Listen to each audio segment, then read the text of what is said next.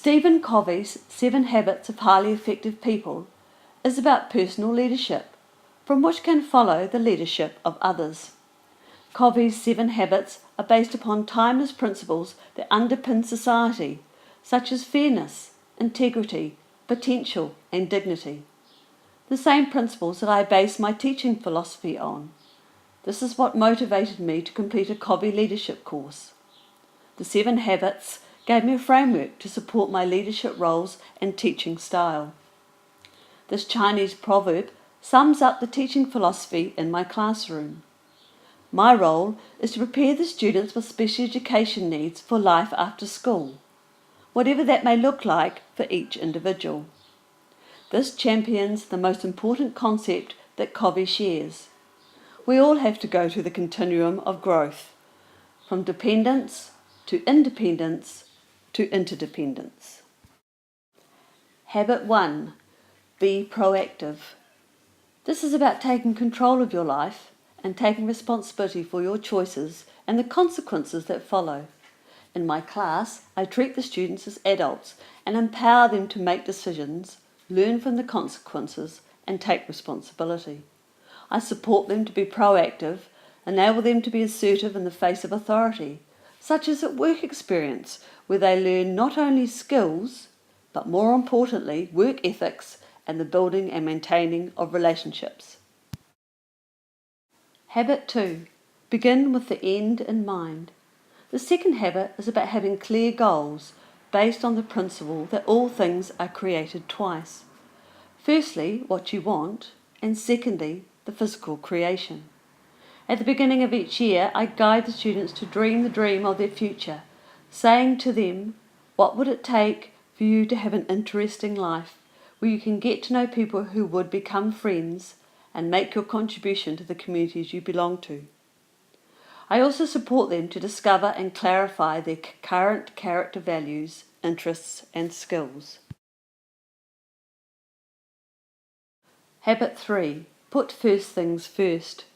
Covey states we should prioritise, plan and execute tasks that are based on achieving our goals rather than on urgency, and evaluate whether our efforts exemplify our desired character values, propel us towards our goals, and enrich our roles and relationships. This is the physical creation.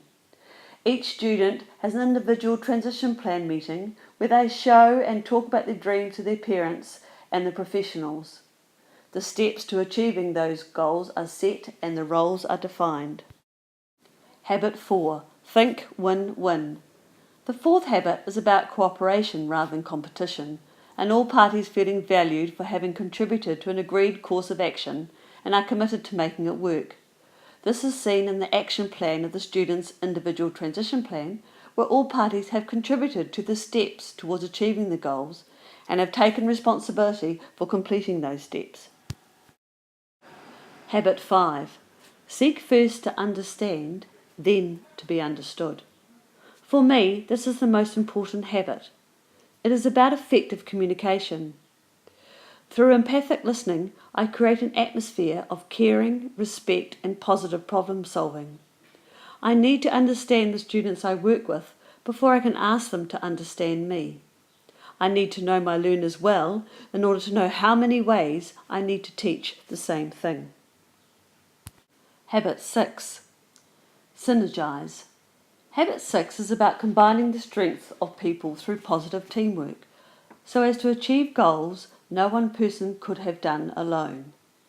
In my classroom, this can be seen through the teamwork accomplished when arranging the class camp. Together the students research and plan the activities we do while we are away. They plan, cost, shop and cook the food in preparation for camp.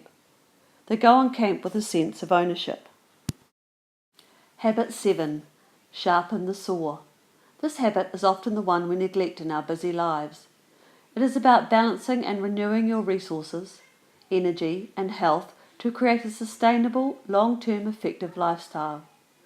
To assist the students I work with to have a more balanced lifestyle, I work to introduce them to places in the community where their gifts and talents will be appreciated, expanded and celebrated. For example, this young man is a gifted artist who has developed his own style. I introduced him to an art studio where his talent was developed, and in the annual exhibition he sold his first painting to the Wallace Arts Trust.